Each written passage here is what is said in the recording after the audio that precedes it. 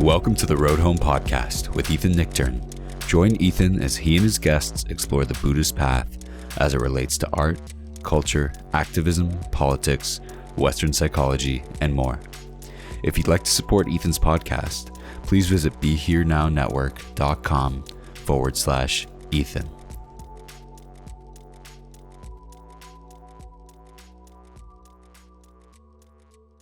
Hello, everyone. Welcome back to the Road Home Podcast. I'm Ethan Nichtern, and I'm here for a returning guest to the podcast, my friend, Dharma teacher and author Sebene Selassie, whose new book, which I really love, is called You Belong, A Call for Connection.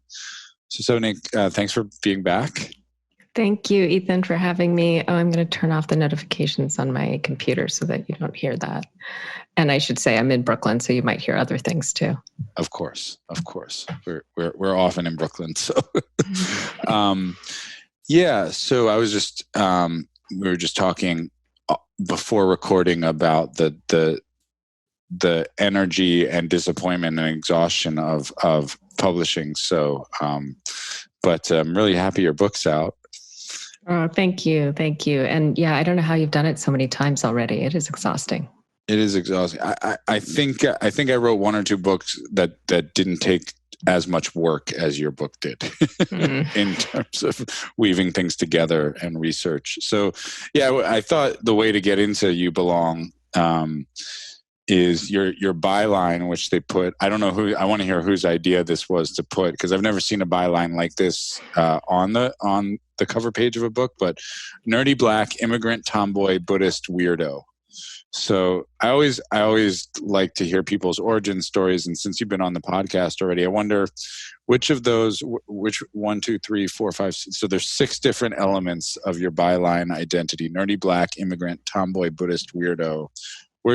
Buddhist is probably the most boring of those for this podcast. I don't know. Should we start with the nerdy? Because I did find this book a little bit nerdy. Yeah, it is nerdy. And, you know, I have my... I mean that in the best possible way. Of course. I only take it as a compliment. My editor, Sydney Rogers at HarperOne, came up with that byline. She took all those terms from various parts of my writing and came up with that, and I loved it right away. So yeah, I probably identify strongest with weirdo, which is why I wrote a book about belonging, because for most of my life I felt like I didn't belong. But nerdy is a close second. Yeah. Yeah. So, maybe that's also, maybe I should start asking this question of my guests, like, because I saw this picture of perfect, like sort of early Gen X picture of Kamala Harris in this kind of goth, almost almost Breakfast Clubby outfit. Did you see that? So I think I want to see that. I'll send it to you. But like, so who were you in high school? Maybe that's a good question. God, high school, so painful. I know. I'm sorry. I grew up in a kind of upper middle class white community neighborhoods in DC, Washington, DC in the 70s and 80s. So I was in high school in the mid 80s, like totally Breakfast Club. And I had no idea what was going on. Like I was not cool in any sense of the word. I was like, did not have fashion down. I had really weird hair because my mom didn't really want me to straighten my hair, but I didn't really know there wasn't a lot of models for curly hairstyles. I listened to the weirdest mix of music, and kind of my favorite bands at the time were probably Duran Duran, UB40, Depeche Mode. Like a kind of, they have a sameness about them. Like they're all white, 80s rock, but they're also really different. Like there wasn't sort of any thread to my being. My brother became what's called a Hare Krishna when I was 15 or 16. And I started going to the O Street Temple in downtown DC and going to kirtan and meditating and chanting. So I had this whole esoteric, like Eastern thing going on. I was learning how to read palms. So I was just like a total weirdo in high school. Awesome. So that's where the weirdo comes from, maybe. That's where it maybe originates, and then it just branched out from there throughout my life. Yeah. So, I guess maybe if we could, there's a lot of kind of a feeling of viewing interdependence and connection through science in this book. And I saw Dan Harris had you, I think, on his podcast, and I heard and listened a little bit to that. And he also, in his tweet about it, said that this is the best description of oneness that he's ever heard. So I wanted to get a little bit into this quality, looking at interdependence as, what is interdependence for you, and why is oneness so important? Well, it's interesting because they chose that title, 10%, and I don't have a gripe with it, but I actually never talk about oneness in the book, except to say that we are not one. And I have this kind of running statement throughout the book: we are not one, but we are not separate, and we are not separate, but we are not the same. And that's kind of the fundamental thesis or exploration of the book, is how can it be that we live in this scientific, spiritual, really existential paradox, that the nature of reality is that everything is connected and we all originated from the same substance, let's say, even though we don't know what that is. Science, and pretty old science, like over 100 years old now, has kind of shown us that the limits of our ordinary senses are quite vast in terms of their limitations. Like we can't see the fact that we are in a probably multi-dimensional reality, that space and time are relative, that time is basically an illusion, that there's probably no infinitesimally small unit of matter, that it's all vibrating energy. And this comes from physics and the spiritual truths of that too. Like all great spiritual teachings are really trying to open us up to the delusion or the illusion of separation. And at the same time, we're obviously different. Like I'm over here in Crown Heights, you're in Williamsburg, I think. And, those are two separate parts of Brooklyn, not to mention all the other separate parts of the planet. And, matter is something real too. And that is a paradox that is explored in Buddhism. Yeah, that's right. You do never say, I think the closest, maybe they're jumping off of when you talk about the visit to South Africa and the concept of Ubuntu, right? That maybe that's, yes, not one. I think in middle way Tibetan philosophy, they say not one and not two, right? Yeah. And so that paradox is it's hard. Like we can't really grasp it with our rational minds. And, but not reckoning with that paradox leads to basically all the problems we have. So because I've had a lot of conversations, and you have an interesting heritage on this, because you're a Black American, but you're also an immigrant, right? Ethiopian, Eritrean. So it's that experience in many of my conversations in terms of embracing Buddhist thought or Buddhist practice. It is a different experience than saying that your family were ancestors in the United States, right? The Black American experience versus the African immigrant experience. So, but I was wondering, like in all these conversations, I've come to feel that maybe there's a flaw in traditional Buddhism around acknowledging the part of us that's separate, the part of us that is not separate, distinct, and maybe it has to do with the Buddha wanting his whole Sangha to not feel special, right? So that the notion, there's a political element to this, because the Buddha he lived in a very stark caste system, right? So entering the Buddhist Sangha was actually a strong and beautiful political statement of giving up your role in the caste, right? So there is a lot of sort of historical Buddhist intelligence to giving up what makes you unique when you enter the practice. But is that really, I guess that's what all these conversations are bringing up for me. Like that might not be doing justice to how a person actually works with their mental or embodied experience, to say, give up what makes you unique, right? It might be a kind of unintentional all lives matter approach. That's classic Buddhism. Yeah, that's a good analogy, the all lives matter. And, first of all, we don't really know exactly what the Buddha taught. And there's so much that we can never recover, including the felt sense experience of what it was like. And so there might have been ways of expressing uniqueness that we can't know. But I think we can glean from just the way the Dharma has changed wherever it went, that it adapts to what's needed because it's truth. It's so Japanese forms of Buddhism really emphasize leaving the family because the family was a place of lack of freedom. It was hard to become free in a family structure that required so much rigidity and following of rules. So going away on your own to separate from the family and to practice in this very monastic and very kind of stark practice was useful for undoing what was holding you back from liberation there. That's not a great message for us. Like, we don't need more individualism. We don't need to leave our families. We actually have to heal the harms of relationality and relationship that have been so fractured by capitalism and by individualism. And so I think we have to be a little more creative in understanding what holds us back from our freedom. And so then how these teachings can help us.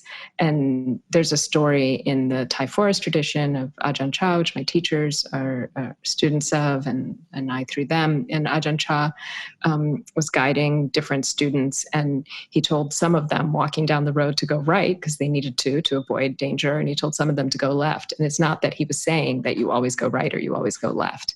So we can kind of fall into that lack of balance or understanding what the remedy is for our issues. And I think that plays out true too in our distinctness. So some of us lean too far into the absolute truth of interconnection because that feels great. It's harmonious. We don't have to kind of deal with complexity. And we can see that with a lot of white folks who've never really had to look at race. And so when that conversation or those issues are revealed, there's this wanting to, but we're all one, we're all the same, I don't see race.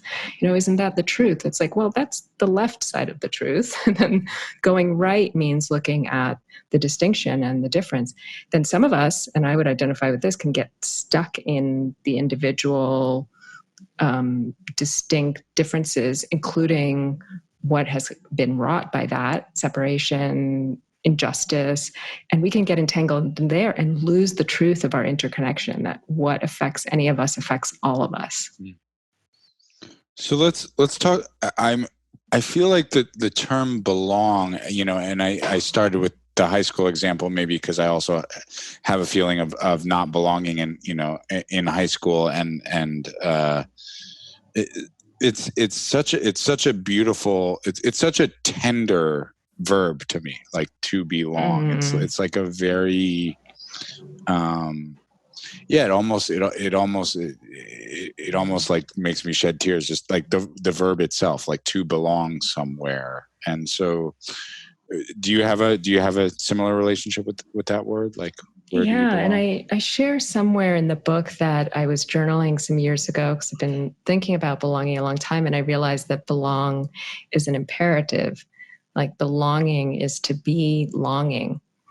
And that capacity to really touch into that longing for, I think for me, it manifests as that truth of interconnection.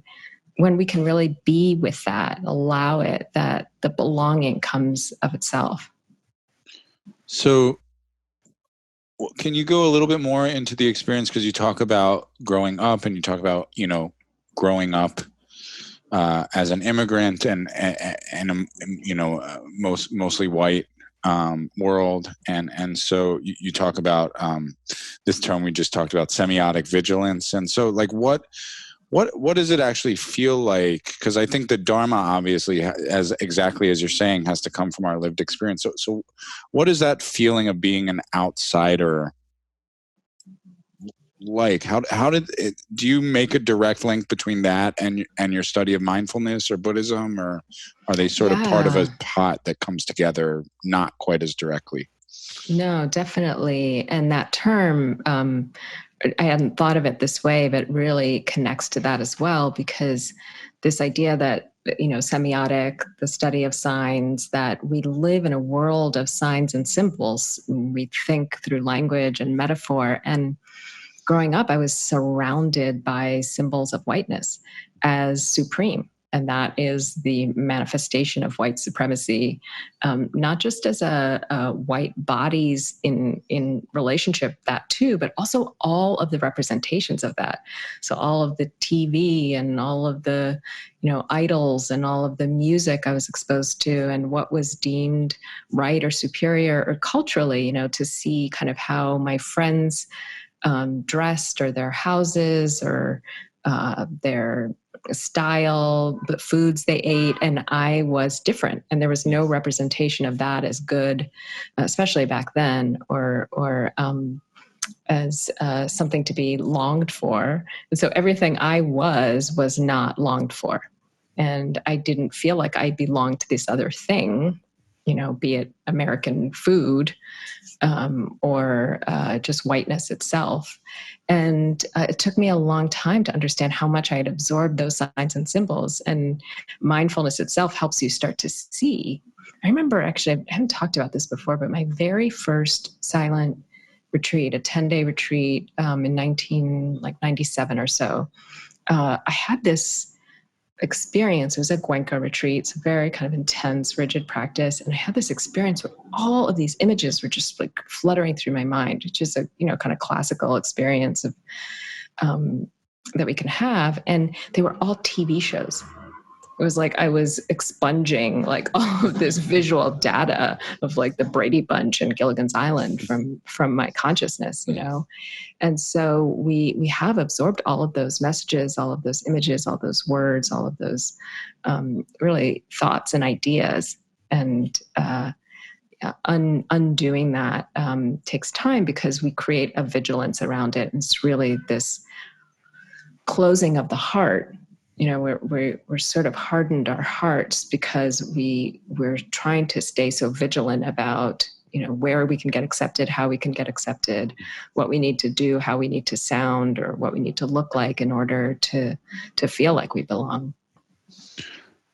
And here's the interesting part of it, and is, do the people who do fit the signs of belonging, do they actually feel like they belong either? It's an interesting, that's the other interesting thing, because obviously I was saying that, the sort of a book by like a white teacher like a Tara Brach, like I could feel your book like in the long term fitting into a very kind of similar, obviously an expanded niche of that, but like there is clearly like the notion of acceptance, et cetera. Like these are clearly issues that affect everyone in a way, whether you're in a dominant social position or a marginalized social position. But is it that we are experiencing the same thing, but when you're marginalized, the suffering is intensified, or is it fundamentally a different type of suffering?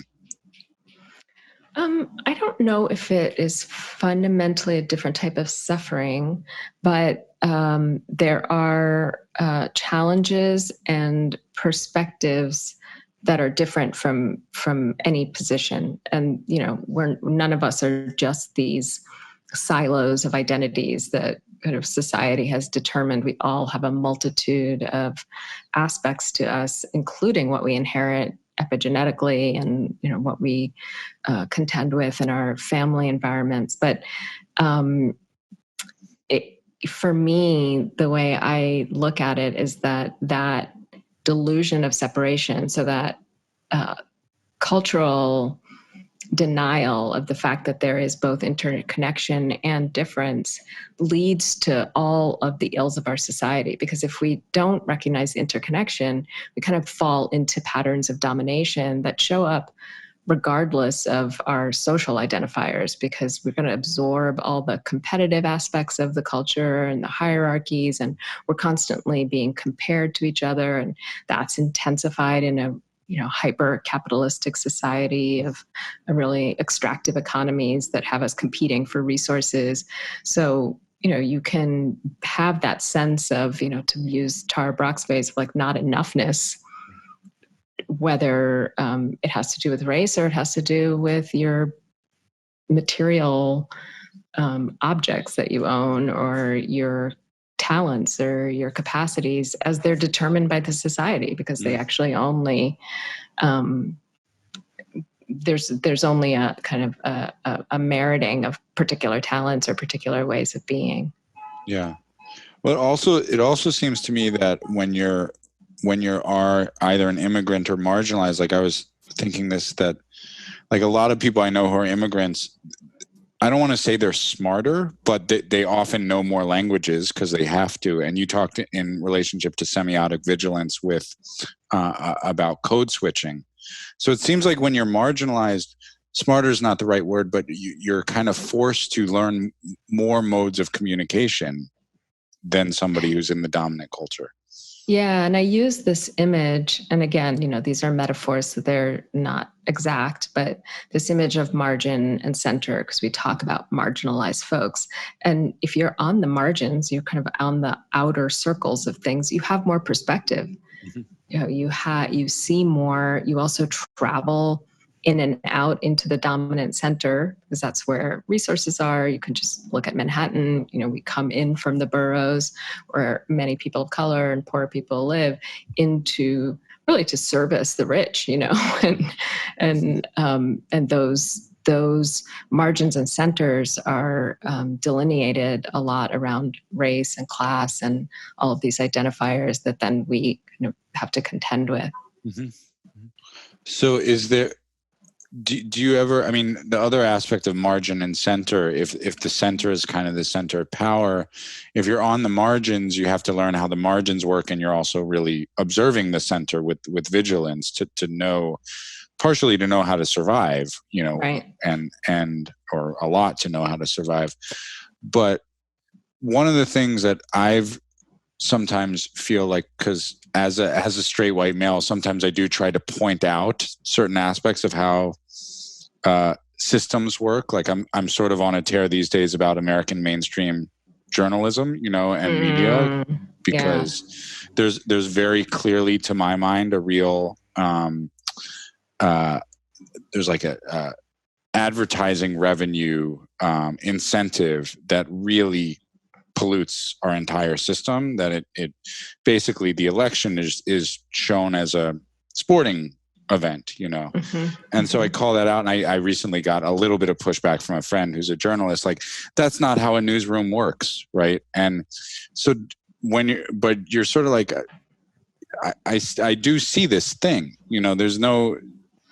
it's clearly this thing is happening, right? So like, do you ever get pushback like what you just said, maybe like, but rich people suffer too, or you don't know what it's like to be rich, or like, but you sort of do, right? Yes, I think that first of all, I don't get the same pushback you do, and I see you getting pushback in social media because I asked for it. Well, and you are going to have followers that I don't have. That's the benefits of unconscious bias, is that I'm not going to get the same like knuckleheadedness in the same way, because some of it's also valid feedback, but thank you for saying that. That is really real. Who you're going to click on, who you're going to follow, what you're going to absorb, and then what you're going to create. So your friend, I don't know the nuances of your conversation, but there's an unconscious bias to just being a journalist, being immersed in a world and not seeing it clearly from your vantage point, especially if you have a particular personal life perspective, and you haven't moved out of that. And that doesn't mean that you go and visit the margins as a tourist, or you talk to your one Black friend who happens to visit the center. It means really beginning to understand different perspectives, different realities, different communities, and that takes time and it takes relationship. Yeah. Do you feel like it does feel like this moment in 2020, in terms of at least bringing these sorts of conversations into the Dharma? There's been a fair number of great books, I feel like, that have come out this year or the last few years, yours included, that do bring the mindfulness movement, which I could, structurally you could say has been framed historically. I was talking to a friend who's a psychotherapist, also a Dharma practitioner, about just the individual focus of these practices, just only focus on your stuff, is another kind of white supremacy or centering of whiteness, at least, because it centers a kind of dominant, it doesn't question the social structure. But do you find that there's an increasing awareness and people are following you or peers or colleagues more because of the work that you're doing? I think this moment is benefiting from so many years of work of both within Dharma communities and in the general world, and it rests on the legacy and power of so much movement work. So I can see that in my Dharma community, which is the Insight community, and the work that's been done by Larry Yang and Gina Sharp and many teachers of color who have been really advocating and struggling. Like, it's not easy for change for so long, but that's also building on the work of so many immigrant activists, of the late John Lewis, of all of this work that has been movement work in general. And so we are reaping some benefits of that right now. And I think it's really important to remember that, because it can be so discouraging to see what's happening. And we really need to honor and celebrate like what is happening in terms of change too, because that's the real fuel for our imaginative solutions that have to come from a creative energy. That creative energy can't come from just frustration and anger all the time. Yeah. Is there, I wonder, because my upbringing experience, as a straight white male who grew up in New York City, is maybe not the normal. I went to very progressive private schools, and the school I went to from, early on through 8th grade and then high school were, like schools where multiculturalism and diversity were really forward, in the 1980s and 90s. So when I think about my own biases, I obviously have all of the biases, but that a dominant patriarchal male would have. I think I had a conversation with Oren J. Sofer about how I think every white man needs to acknowledge that we have a little piece of Donald Trump in us, even if we're, an Elizabeth Warren supporter, et cetera. And, but I feel like my bias is sort of, it led me to almost, this might not be the right word, but fetishizing your multicultural friends and like fetishizing the idea that you're into hip hop or you're into, these different cultures that aren't yours, and almost like, as we used to say, like being down or wanting to be down, and so it does feel like that's maybe a danger in some of the white spaces now too, that same quality of like, no, I have radical Dharma, like I'm down with this work, and then calling out white people who you think don't get it, using language that, is not yours either, but that you learned sort of in the semiotic vigilance of like, how do I be down, and if I notice any bias within myself, it usually leads in that direction. So is that, how do you think we overcome that danger? Like, oh, my friend Seb is, a Dharma teacher, and she's really cool because nerdy is cool now, and yeah, there's a great quote from a tweet or some post from Black trans activist and artist Tourmaline, and she said, abolish the cop means also the cop in my head. And that requires a certain kind of mindfulness to really, really see the dominating patterns within us. And I talk a lot about how you can't really have work on unconscious bias without mindfulness. And that's the practice of really being able to slow down enough to see the thoughts we're having and then where they originate from, like the belief systems under them. That we all have racist thoughts. and growing up Black in white communities, I feel like, that was a really training ground for how to see how that double consciousness can form even in a Black person, that I really had to unlearn, and still am unlearning, the anti-Black bias and anti-Black racism that is at the root of our society.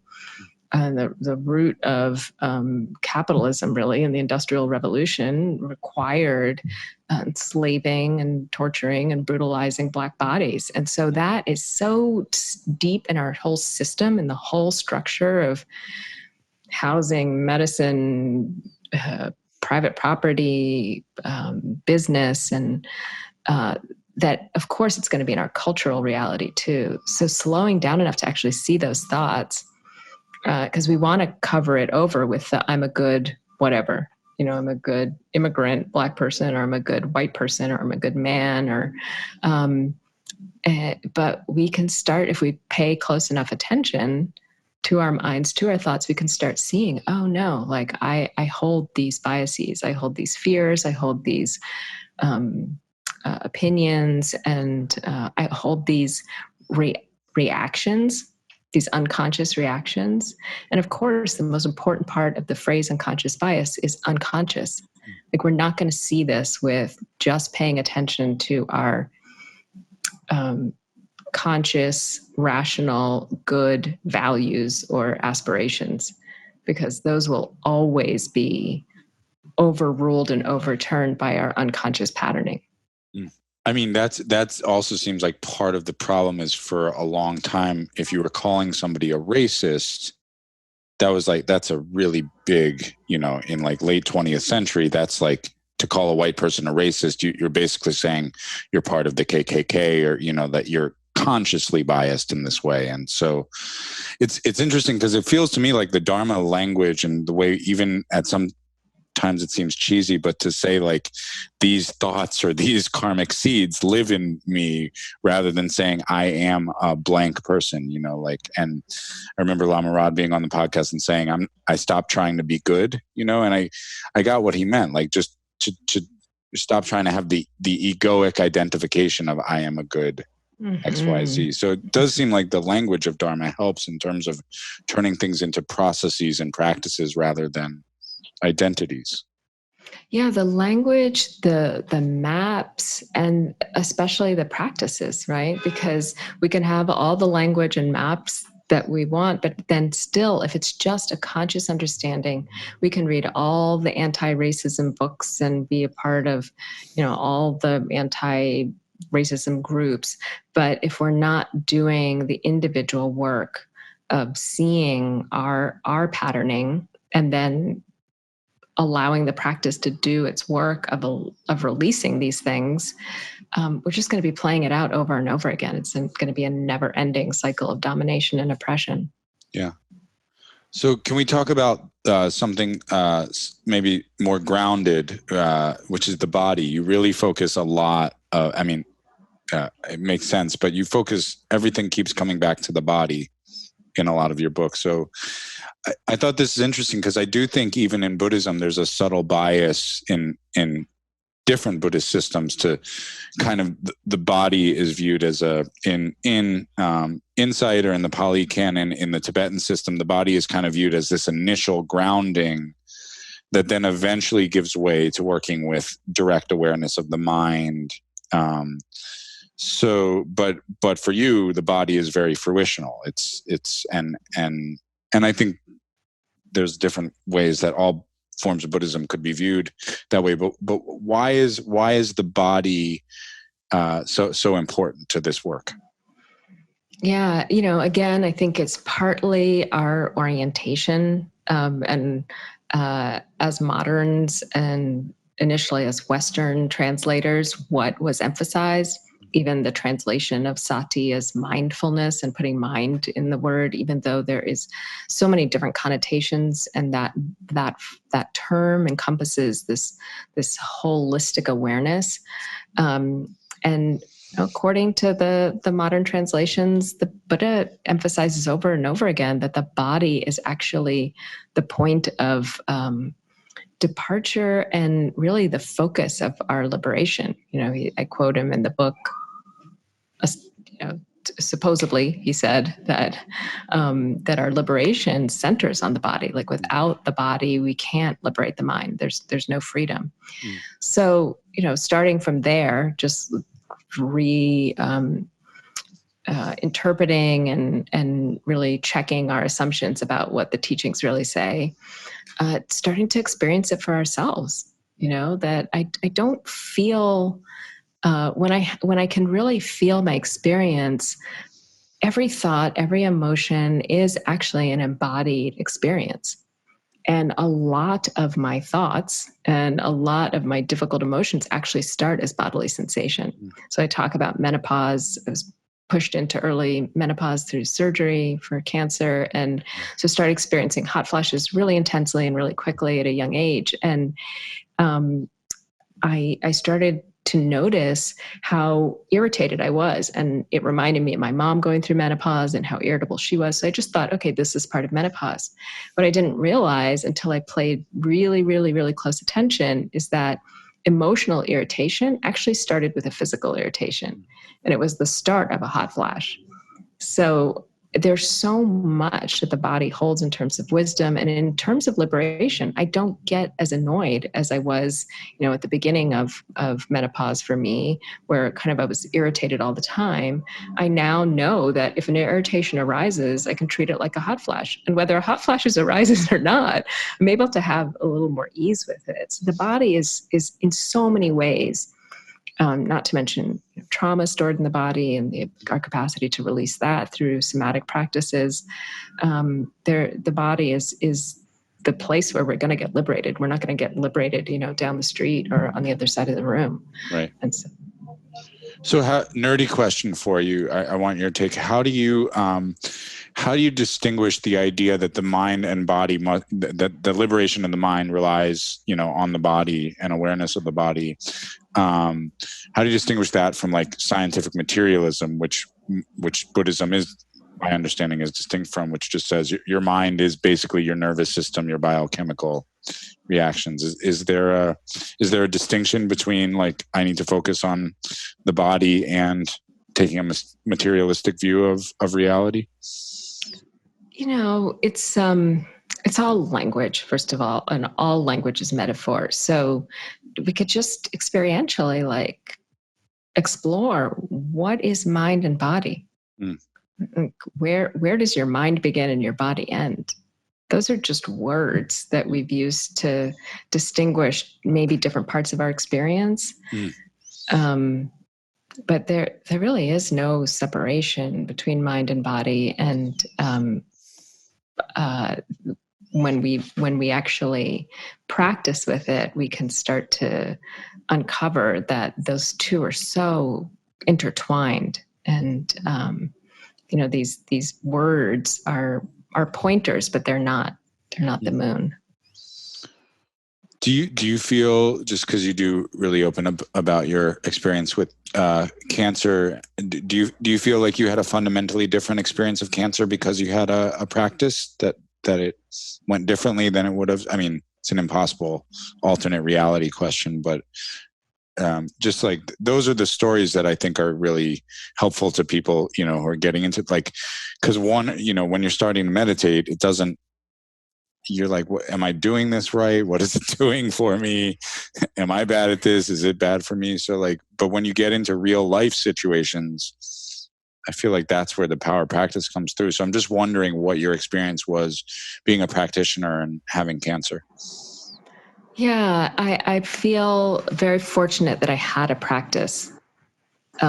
So I'd already been practicing probably, seriously, maybe for 10 years before, working with teachers and doing retreats, before I was first diagnosed. So I already had some tools for dealing with just the emotional, also because I was diagnosed so young. I was 34 when I was first diagnosed with stage 3 breast cancer, that it's so overwhelming. And to have those tools of just even moments of being able to ground in the body and to be with the sensations and with the emotions rather than just get completely ruled by them or yanked around by it.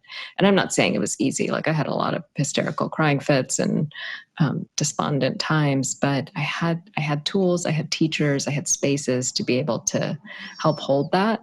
So definitely that was really, really important. Also, and many people have this in different ways, but I had really a lot of community. I had friends who were not in the Dharma world, but I also had Sangha that my last diagnoses, I've had 3 times cancer. I went with a group of friends to South Africa, including some mutual friends of ours, like Kate Johnson and Leslie Booker. And we did a month-long retreat. And I was in a very tenuous place and didn't talk about it kind of outwardly very much, but they were not giving me very many options for treatment. So being on a retreat for a month in community, there were about 10 of us that came from New York together for a month in silence in a beautiful place. That also is part of it. And that Sangha element of the Dharma is really so key for me too. So do you think that, I mean, it seems like it's already happening, but do you think the Dharma lineages have to evolve to incorporate practitioners' cultural heritage more in terms of, like, is there a way to bring that into a Dharma lineage more, like acknowledgement of what a person's culture is, meaning, parents and so forth, but also, their own interests or whatever they're holding or trying to be in relative reality? How do you see lineage evolving? That's such a great question, and something I'm constantly kind of exploring and evolving in my own teaching. So something I try and do, I sometimes forget at this, anytime I teach or lead, especially in a Dharma context, is to do a land acknowledgement. So to acknowledge where we are and what often goes unnamed and unrecognized, which is we're on colonized land, most of us. And if we're not indigenous to the place we are, that we're occupying unceded territory a lot of time. And to acknowledge lineage, which in the insight community often doesn't get named. And so there's sort of a secularization of these teachings, erasing Asian lineages, heritage Buddhists, Asian Americans, and how much they've held these practices.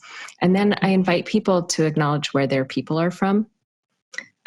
Even if we're in what feels like an affinity space. So for people of color to go beyond this, alphabet soup label that really doesn't identify the specificity, including mixed race people, to really name all that they're bringing. And that often leads to a feeling that nothing has to be left out.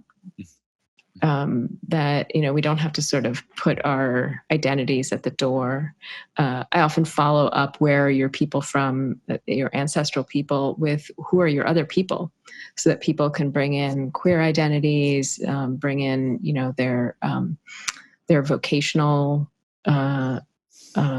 connections, like being an artist or being a teacher, so that we're sort of making space for no part left out, as the poem and saying says. That for me, that is the full awakening possibility. And I don't know, I don't worry so much anymore about institutions. So I think we're moving beyond a lot of them, but my institutions all collapsed, so I'm with you on that one. Yeah. And that's okay. It's okay. Like, we're imagining something together. And so as we begin to share, and different types of teachers are emerging, we learn from each other. I'm learning so much about disability justice, things I've never really considered in my language and how I create space. I'm thinking about doing an online course again soon. And, I want to bring in an ASL interpreter. Never considered that before. And so how do we continue to evolve our teaching so that the full truth, Dharma means truth, the full truth of liberation can come to fruition.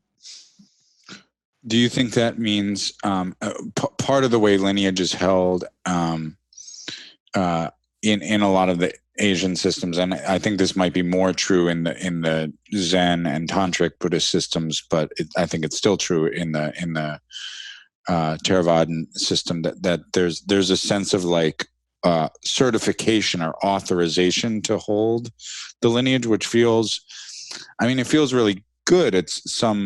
In some ways, because the mindfulness movement, there's a lot of questions you want to ask of like, who are your people? Like, have you been teaching for 5 minutes, or like, did you do a weekend course to do a teacher training, or like, how steeped in this are you, and who has your back and has kind of given you the stamp? There is something about the stamp of approval, and I love, like, for example, the Shiho ceremony in Zen, where you're basically just given the lineage and you're bound to it for life, and there's not actually such a moment in Tibetan practice. There are very transmissional moments, but not where it's like the torch is passed, of teaching. So it seems like there needs to be a little bit of that, but also then like and this is a good thing for me about being outside of institutions, is figuring out what it means to empower new teachers who can reach new audiences and probably wouldn't be empowered within the more rigid hierarchies of either Asia or predominantly white spaced. Like, so how does that balancing act work out of like, you do need the stamp of approval, so you didn't just make this up yesterday, but we do need to empower people who can reach people that are outside the spaces that this normally goes? Yeah, to be honest, I don't know. I don't know how it can work in a way that honors and really keeps to a certain integrity, while at the same time making space for innovation and change and just natural evolution.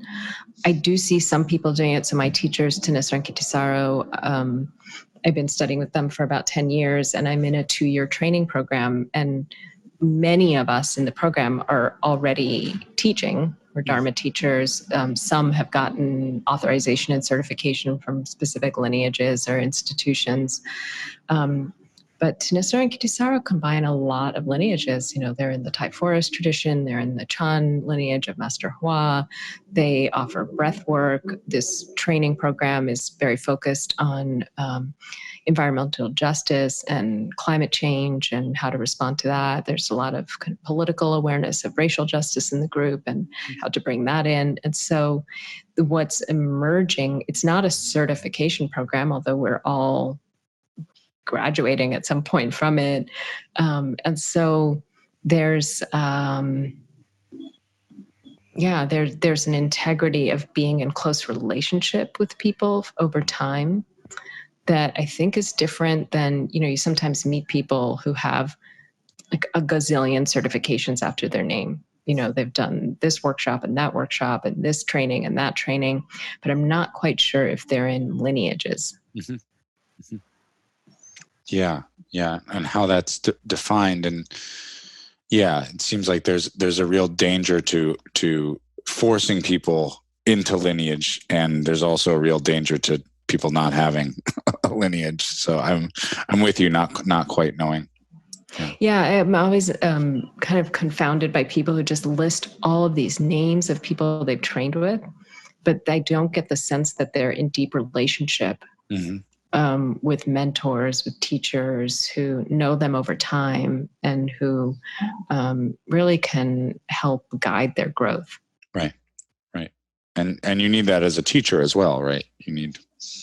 Yes. And for me, there's also the question of peers. Mm-hmm. My peers are besides my marriage and my family, my peers are my best mirror. Because, they see me also in difficulty and challenges. And one thing I do appreciate about the community and lineage I'm in, we often co-teach. So my co-teachers will see me get challenged by a student. And sometimes those challenges are, very intense. And how I relate to that, and how we process that, and how we share it together, and how we, get over difficulties and all of it. So we're at the end. We're recording this at the end of August. In the past week, we saw the new brutal shooting in Wisconsin of Jacob Blake, and then a white supremacist teenager radicalized, killed 2 people. We just had the Republican convention, and do you have any thoughts on where this political moment? I mean, other than the WTF thoughts, do you have any sense of where this is all going? Or I really don't have a sense. I think that I was talking about this with a friend yesterday, that I have a sense that we all need to prepare ourselves. And by that, I mean practice. In the same way as you were kind of pointing me to the preparation of practice for cancer. We often say that practice is preparation for death, that there's a way in which we don't know what's coming out of this dumpster fire, but that fire might catch. And given the recent, random lightning strikes that cause fires, it could be a lot this fall. And not just around the election, there could be a second wave. And so just for people to, we can't be tight and brittle on guard, but we also can't be asleep. Yeah. I think we really need to have our stance of preparation that is really ready to respond. So that's what I've been really focusing on in my life, getting a lot of rest, a lot of self-care, a lot of practice, and making space for what will be needed.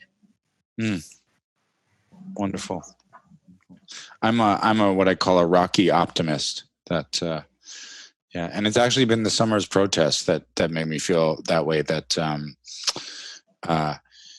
I don't think there's an outcome where Trump wins and we all just accept it and go into. I think it's either going to be, and I'm still hopeful that we'll do turnout initiatives and things, and the Democrats will, the GOP will lose the power to rule as a minority white supremacist party, which is what I believe they've become, and then we will have to put in some effort to as Noam Chomsky said, haunt Joe Biden in his dreams. That was his approach. And there might be an unexpected response beyond the political arena that we need to respond to. Yeah. But I think the other option is much more, it could be closer than that. It could be more confusing than that too. And it could, I totally agree with what you're saying. We all need to prepare, but I think a lot of the doom and glooming is not recognizing our own agency. And that's the interesting thing about not so much the extra protests that get added on to them, but the Black Lives Matter protests is they always seem to have this really clear, direct agency and kind of a reminder of agency. And that part feels very awake for people. So it doesn't feel like it doesn't feel like there's any way to put that back in the Tupperware, And, I would say, in connected to that is the deep rootedness of so many of the Black Lives Matter movement leaders in a really what I would call a sacred response, even if it's not religious in the same way the civil rights movement was. That so many of these folks have been in movement work for so long in a way that's so grounded to the truth of interconnection, the truth that, and Black women leading this, that what harms some of us harms all of us, and that we need to get free together. And to me, that's what gives me real hope, is that we're moving towards that realization and that revolution. Yeah, may it be so. Yes, please. Well, it's really always a pleasure to talk to you, Seb. I know your friends call you Seb, so I hope I can call you Seb. Yes, you can, Ethan. Thank you so much. It's really fun to talk to you too. My friends call me Eth, but yeah. So I wanted to also just give a really big shout out to your book, because I often have people, sharing their new books on the podcast, but this one was especially well written and really good for I think people who of all backgrounds, but who even if you only affiliate with one or none of the 6 elements of your byline: nerdy, black, immigrant, tomboy, Buddhist, weirdo. To read, and your website is sebeneselassie.com, and hope to have you back. I hope a lot of people connect with the book and that it benefits beings, and I hope to have you back on the podcast for a 3rd time at some point. Thank you, Ethan. It's really been great. Thanks a lot. Okay, so for the Road Home podcast, this is Ethan Nichtern. We'll see everyone next time.